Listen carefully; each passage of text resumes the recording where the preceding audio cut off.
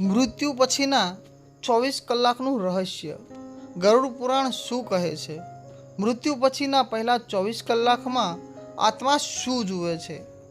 જો તમને ખબર પડે કે મૃત્યુ પછીના પહેલા 24 કલાકમાં આત્મા બધું જોતો રહે છે, પોતાના પરિવારને રડતા પણ જુએ છે, પરંતુ કંઈ બોલી શકતો નથી, તો ગરુડ પુરાણમાં આ વિશે શું લખ્યું છે? આજે આપણે એ જ રહસ્ય જાણીશું.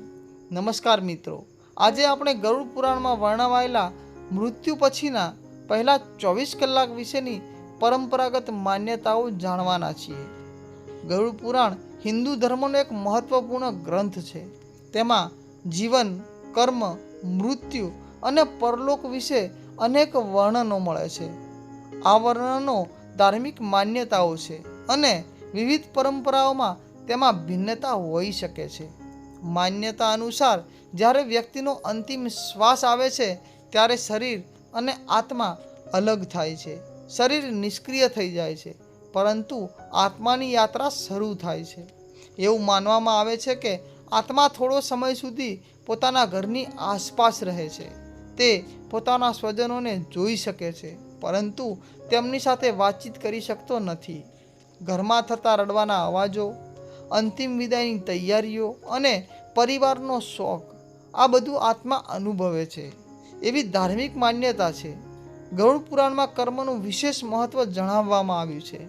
માન્યતા મુજબ વ્યક્તિએ જીવનમાં કરેલા સારા અને ખરાબ કર્મો તેની આગળની યાત્રાને પ્રભાવિત કરે છે.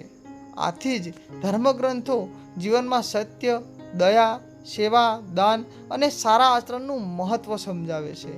જ્યારે અંતિમ સંસ્કાર કરવામાં આવે છે ત્યારે પરિવારજનો પ્રાર્થના કરે છે કે આત્માને શાંતિ મળે.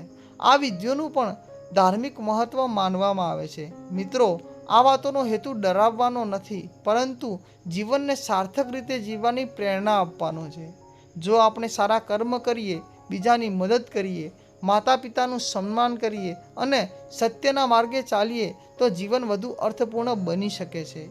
અંતમાં એક પ્રશ્ન: જો આજે તમને જીવનમાં એક સારો કર્મ કરવાની તક મળે તો તમે શું કરશો? તમારો જવાબ કોમેન્ટમાં જરૂર લખજો.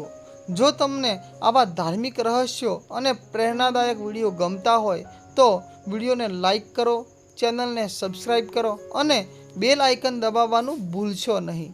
ધન્યવાદ. ફરી મળીએ એક નવા રસપ્રદ વિષય સાથે.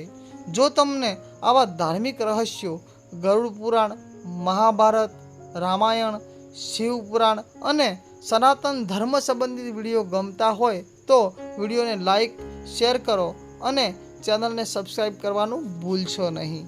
આભાર.